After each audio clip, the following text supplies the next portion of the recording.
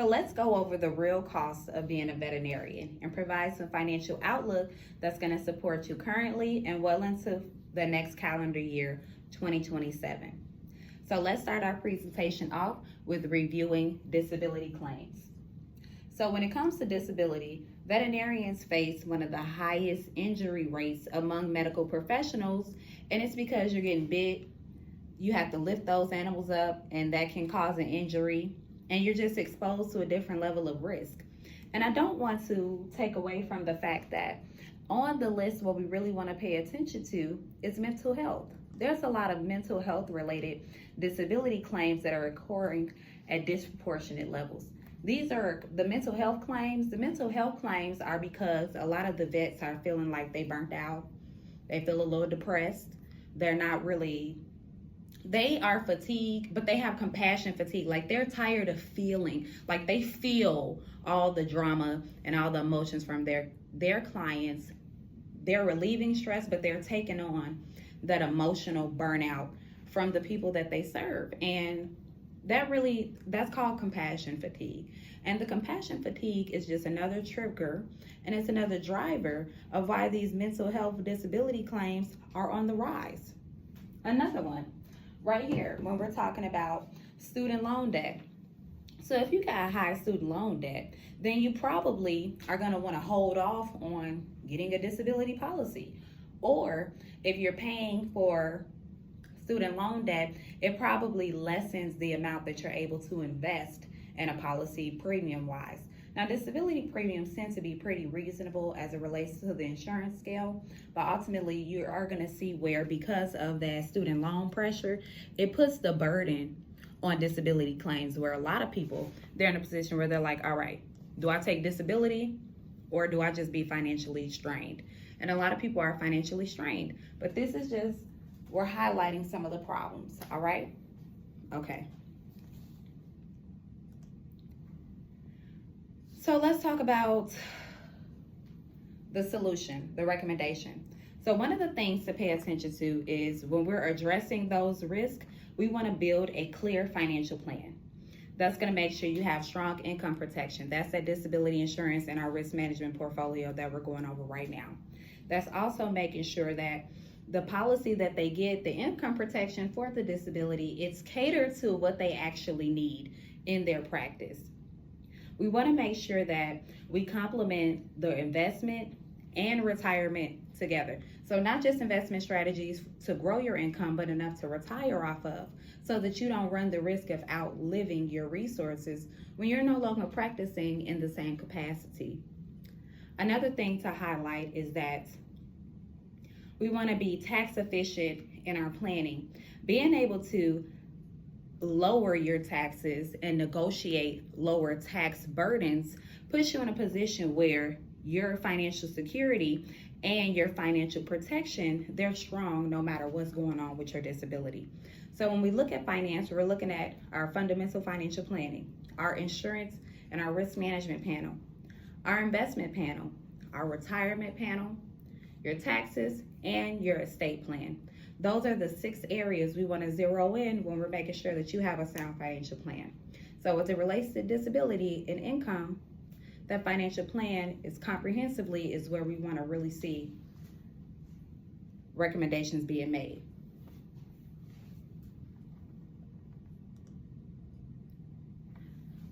Now let's talk about it. Why are these disability claims so high? Well, one of them is because vets are having a lot of routine interactions. There are things that they are doing all the time, but the animals are unpredictable. So yes, you're doing drills that are preventative and wellness, but the animal's reaction is extremely high risk, very unpredictable. Another thing, look at the physical strain that's on a veterinarian's body. They are lifting, working long hours with those animals, and they have to restrain them during times of ease. You know, animals aren't getting ready to relax and go in and see what's wrong.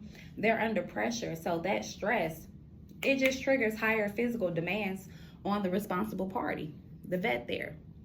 Look into another thing to pay attention to is the fact that there's some emotional stress. And it's high pressure within these environments. These 2 points right here. It's a situation where you have, like, if you're a vet and you're doing ER specialties, or if you're doing surgery or special cares, these are the type of things that can kind of really lead to just a high stress lifestyle. And overall, we know that that's more riskier for anybody to deal with. Moving beyond just why they're so high, we have to talk about the financial recommendation, which is here. We're going to have to approach these comprehensively. And that's just what I said a second ago. Reinforcing that you're making sure your retirement contributions are appropriate. That's for longevity.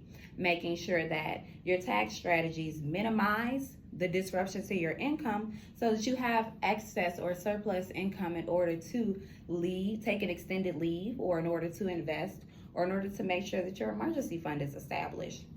Also making sure that the income is protected from mental health disruptions or from physical impairments that will keep you from doing your job in the capacity.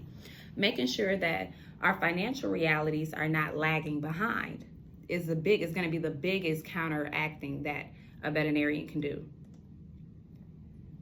What are some of the financial realities? We just got done talking about that. Vets normally have income that's lagging behind. Their income is well behind their education levels, which means they should be paid more for what they do, but we're in a competitive industry, and some of the vets are doing it for the love and not necessarily for the competitive pay. And that is a frustrating financial reality. Another thing is the fact that some of these people, they're looking to own their own practices, but there's a barrier to entry. So that looks like the practice ownership, once the primary wealth engine, or if they inherit a practice, or if they're participating in someone else's practice, if anything happens with that business and there's not a succession plan, the vet is out of work. So if you're underneath someone and they have to reorganize the staff, or if they're bought out, or if you're in a situation where the main clinic where you're getting your income from as a vet, if they're no longer operating at that capacity, now the trickle down effect is on you. So we'll just see that accessibility to practice ownership. And also, there's a dependence on supplemental income streams. Most vets are doing consulting relief work on the side. They're also doing telehealth add-ons in addition to their current schedules because they want to accelerate their wealth creation. That's what the reality looks like for a lot of vets right now. So how do we respond to this? We respond by making sure we're overcoming income and debt challenges. It's twofold. We have to establish a structured financial plan and then pair it with disciplined investing. We have to make sure that the approach is tailored to the earning pattern. So how often is the money coming? If it's irregular, then we have to compensate for that. If you have fixed and standard, we have to also compensate for that too. So it's about tailoring the plan to fit the vet's particular needs. Also making sure that when we look at their retirement and their taxes, are we optimizing? The overall goal is not a reduction, it's an optimization strategy. So applying those rules of acceleration to the balance sheet and income statement for your veterinarian is gonna allow you to see where across generations or across time that wealth is being protected. And it's sustainable for the long term, not just for the next 6 months or 18 months. So that's what we wanna focus on, our optimization strategies.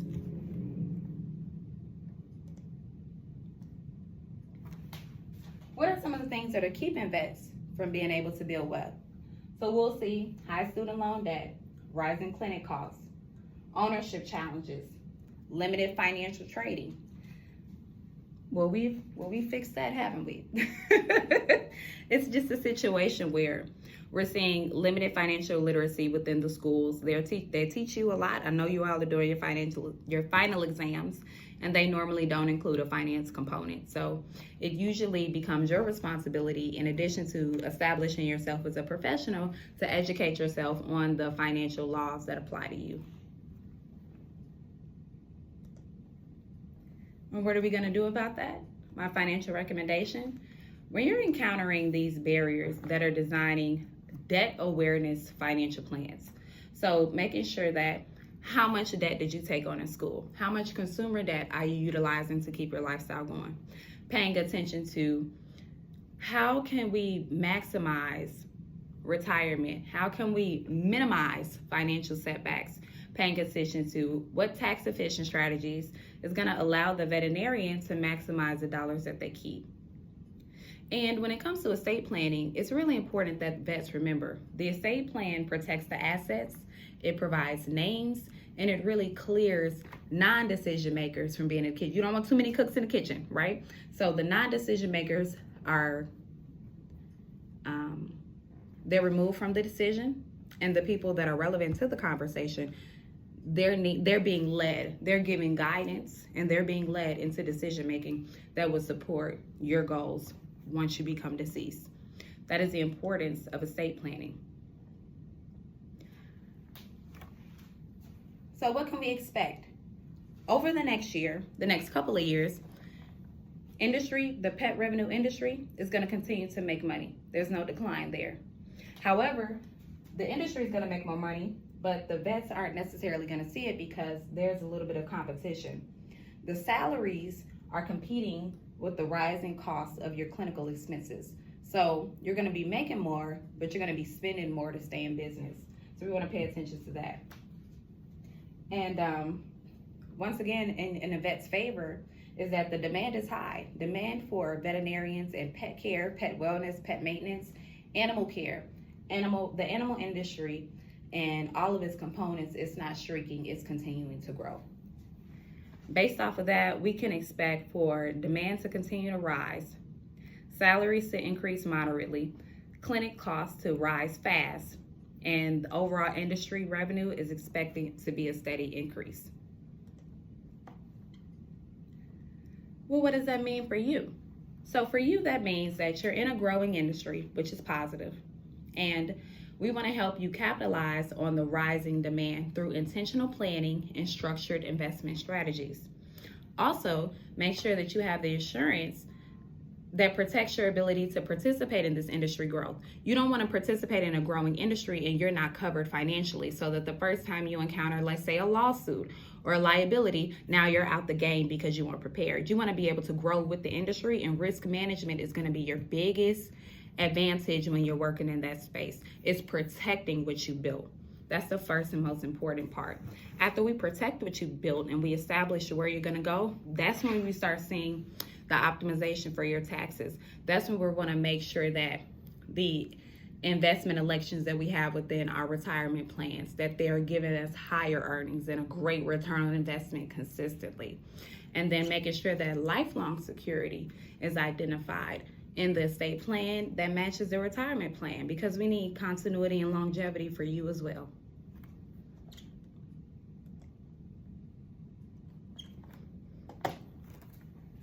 So over the next 3 years, we're gonna see where earnings are continuing to rise, but costs are rising as well.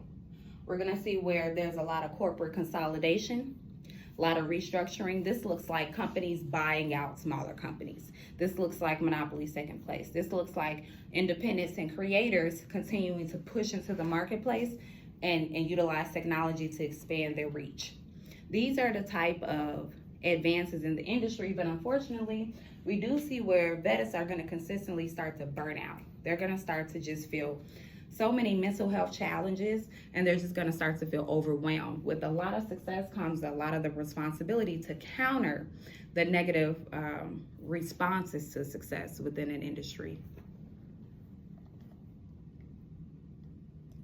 So although we are seeing consolidation of corporate buyouts, I don't want you to confuse that with meaning that means that the path is affordable. Just because you're seeing consolidations or buyouts, that doesn't necessarily mean that everyone is going to be able to just walk in and purchase a clinic. There are barriers to entry that have to also be discussed.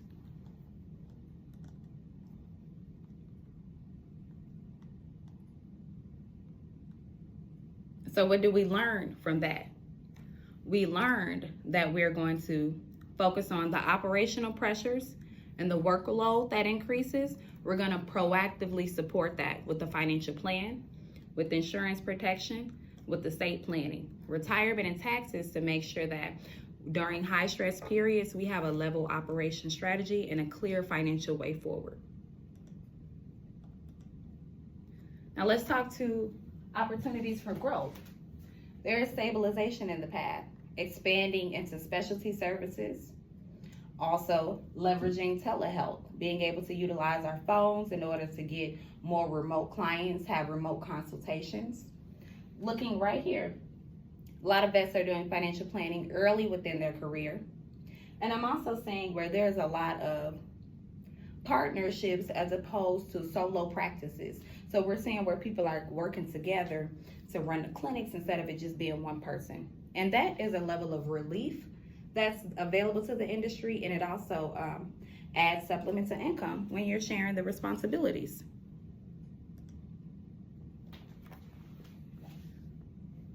So the financial recommendation here, continue to leverage opportunities to work together and ensure that profitability is passed across all partners within the practice.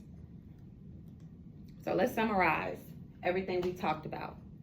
We talked about how vets are experiencing higher than expected disability risk, delayed pathways to wealth creation, and there's a rapidly evolving financial landscape. Yet, opportunities are strong for industry growth, increase the demand. A lot of your services are in demand. People want what you got. And also we're seeing where innovation has allowed for income models to expand with the different service opportunities. So by combining thoughtful financial planning and tax smart strategies, you're gonna see these pillars are gonna create a system of financial security that's tailored directly to the needs of veterinarians. And as always, I have appreciated being able to share my knowledge and what I've learned. I look forward to learning more information about the veterinarian industry and the animal care industry. You can reach out to me via email. You can send me a message directly. My name is Bria Clark. My email address is bria.clark@aol.com. If you would like to follow me on my social platforms, my personal social media page is @callbriaclark. The website, callbriaclark.com. If you want more educational content, you can follow our branded page, Finance 365 Class, on social media platforms, or visit the website, finance365class.com. On the website, you will have a copy of this presentation, as well as this video will be uploaded for your reference. You all have a great day. Have a great every day. I look forward to hearing from you, doctors.